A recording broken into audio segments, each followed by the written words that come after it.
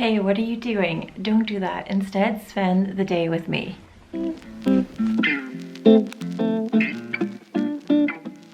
We've got some cleanup to do since the last winter storm has finally melted away.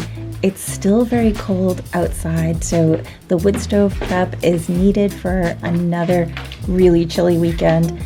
False, fake, or as I like to call it, faux spring melted everything away, but it's still winter, and even though the sun is shining very brightly, we still have those very cold and windy days ahead of us. Emptying out the ashes helps all the oxygen to flow and makes the wood burn a little bit better. So you don't want like a thick layer of this ash sitting inside of the bottom of the wood stove.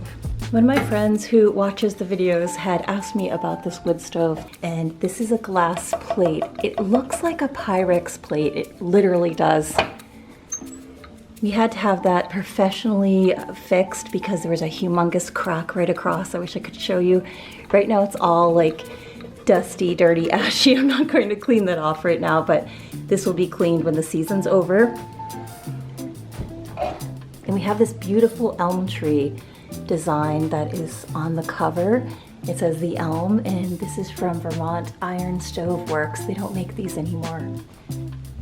In this topper right here, you can put your tea kettle on top or any type of boiling pot of water or something that you need to have heated up. It takes a while, but it actually works. We've used it many, many times when the electricity goes out, which happens often.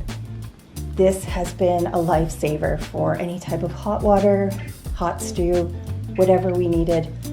This has saved us many, many times to have this on top of the wood stove.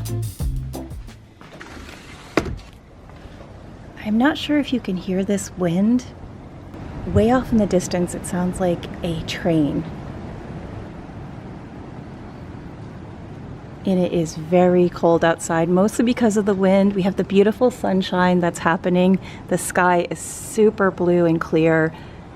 But that wind and the cold itself, it's whew. So if you're outside, you get a gust of that. It's between 15 and 50 miles per hour the past couple of days.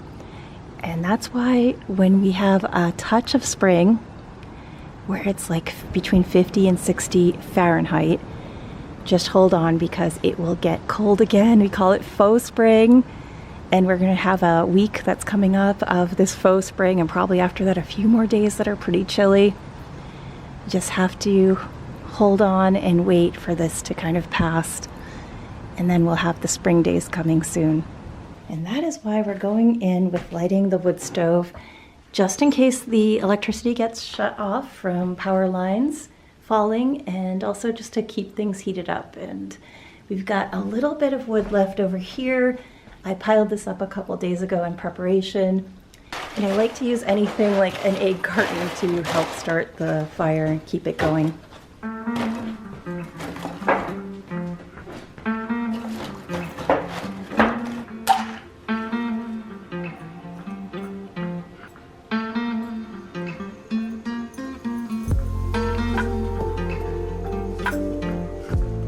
We're going to check on this after the starter wood gets going and add some bigger pieces of wood.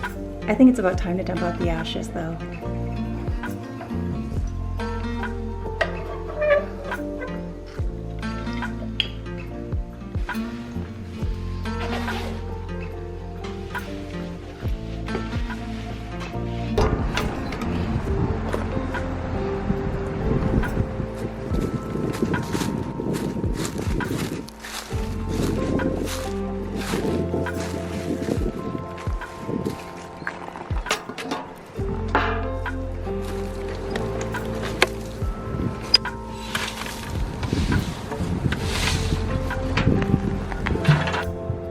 I saw those turkeys a few days ago really digging into the ground, and I wanted to check out what they were doing. Man, they can dig really deep.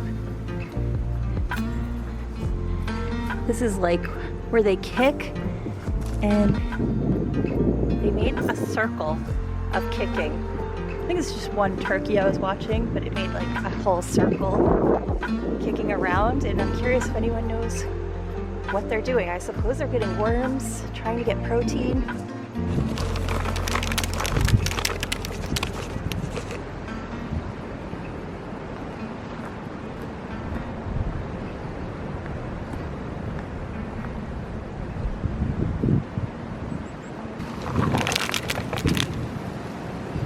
This is gonna go into the compost pile. It looks pretty disgusting at this point, so we're gonna clean that up in a bit. Soon we'll be replacing these. That one's pretty cracked. But we'll be moving on to this. Look at all these leaves. When the snow melts, you find all kinds of interesting things.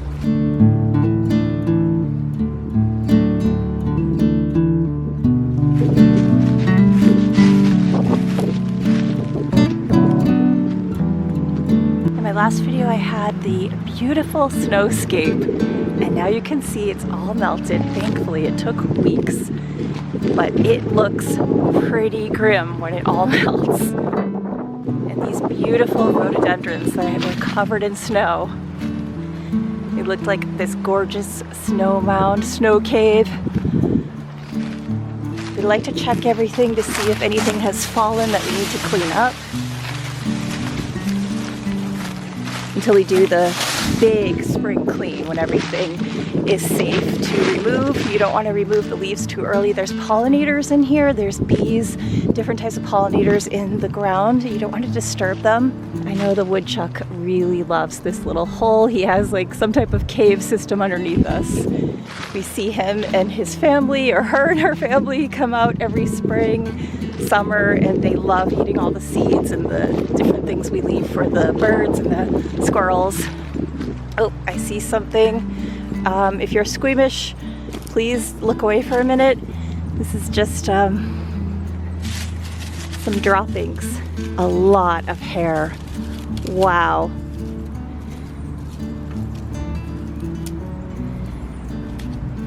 That is a lot of hair. And some eggshell.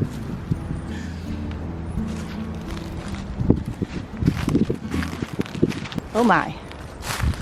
This is a big one. Yeah, that's bigger than usual for the coyotes. Wow.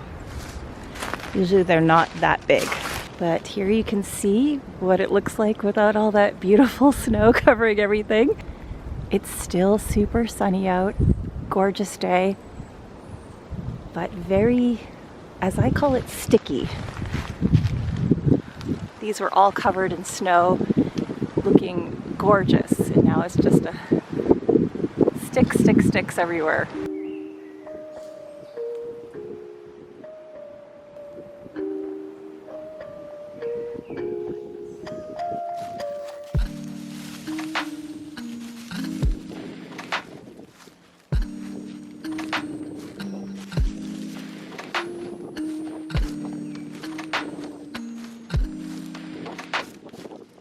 And I still need sunglasses to be out here. My eyes are so sensitive to the sunlight, but I'm so thankful for it. We don't have like these super cloudy winter days. We have really sunny, blue sky winter days. We have some clouds, obviously, for all the precipitation, but it's not like in London. I used to live in London, and it was so cloudy all the time. In New England, not Old England, in New England, it is sunny and gorgeous, even on the super cold days. During the winter, during the spring, during the autumn, you're gonna have a lot of days of sunshine.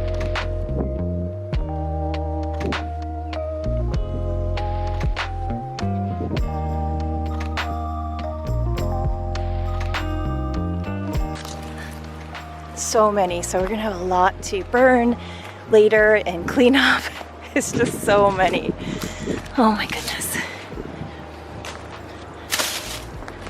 These that need to be cleaned up, that's not good. Okay. And this water finally melted. I need to clean it out and clean out all the leaves, but the hose isn't hooked up yet because it still freezes overnight. So we're just gonna keep that until the frost is done. We have some peanuts for the squirrels that I put out. Just refilled the seeds today for the birds. And the suet that they love. Can't hook up this hose yet until the overnight freeze is done, and then I can fill up all the water around the yard for the animals. I kicked up some of these boards that the wood was on top of. It's not the best solution, and I'm trying to dry out some of the pieces that I found.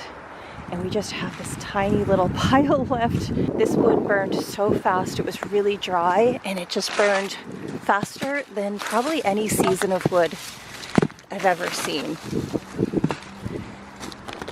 That is not safe. Don't want to step on that.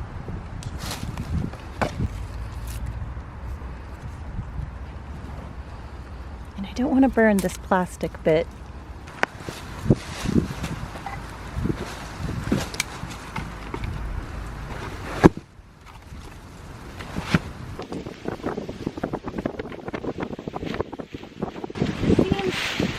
A little too light. I usually like to carry maybe a third more, but I recently injured one of my rib cage areas. I pulled a muscle because I was carrying too much wood and just carrying it in my right arm. I kind of like to compete with myself to see how much I can carry. By the end of the season, it's like way heavier than the beginning, and I actually hurt one of my muscles, so I need to tone it down. I'm really bummed. Or I need to stretch better, something, one of those things. I think I'm just going to try to stretch more.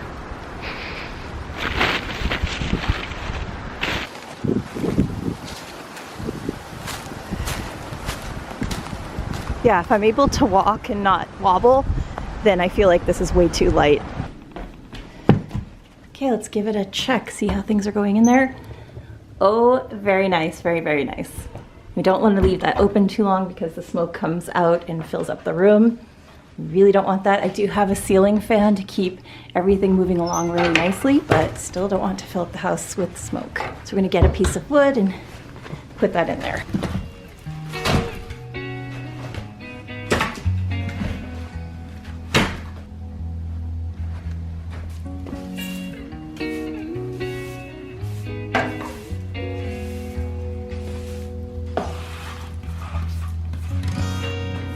Showed you this piece of wood that had the little sticker on it. I think I put it in my pocket because I don't want to burn it. Had these little tags on it.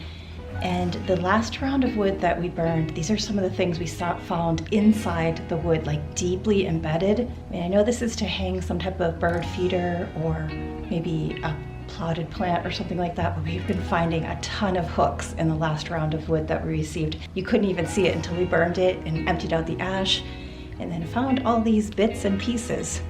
Temperature in here is rising with the wood stove. It has gone up about 10 degrees already. It looks like this spring is going to be heavy cleanup outside with this breaking sticks all over the yard.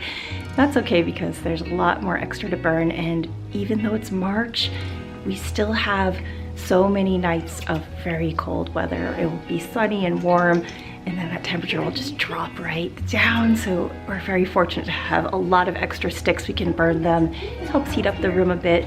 I mean, it is actually getting really toasty in here right now.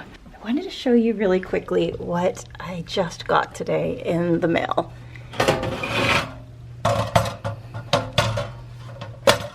God, if there's a mouse in here, I'm gonna be really surprised. It is a humane mouse trap or mouse catcher.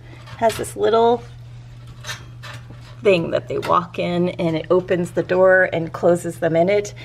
And unfortunately, because it's all metal, you can't see, but you just have to know to check it constantly. I just got them, and I know I need to put some peanut butter. And they also recommended some type of chocolate because they said some mice don't like peanut butter and some mice like chocolate. What I had found was that there were some peanuts inside of here, and there's no way for them to get inside of the vent unless somebody brought them in the vent. I knew right away I needed to get some traps, so I purchased these. I got them on Amazon, there's 2. And I just put it out just to see where it would fit, and I've never used them before, so if anyone has any recommendations, please let me know. Yeah, we put it out because of you. And they said to put the peanut butter out, but don't touch it because you don't want your scent. Now I'm touching it and I feel like that's stupid. But we're going to set that up. And I'll update if there's any mice that are caught. But it seems like we're going to be doing that for a little while to see if we can catch any safely, and then we release them. They said 2 miles away from your home. Here's the other one. And here's the bag of peanuts that I have to secure at some point. All the seeds I need to secure to deal with any pest issues and also just have it like a nicer situation. I'm not really sure how to do that yet. I want to have like containers, but I need something that's big enough. This is a 50-pound bag. This one is 35, so we need a big enough container system to put the seeds in. I would love any suggestions if anyone has anything to add about how I can make this setup really nice. It is crazy hot in here now. I think I need to take off my first layer to just be in a tee. It is boiling. I'm in the sun, yes, again. Whew, blinded by the sun, but you gotta get that sunlight, get that vitamin D, get healthier. And I'm going to make dinner. I think I'm going to do some leftovers. It's not perfect, but it tastes really good.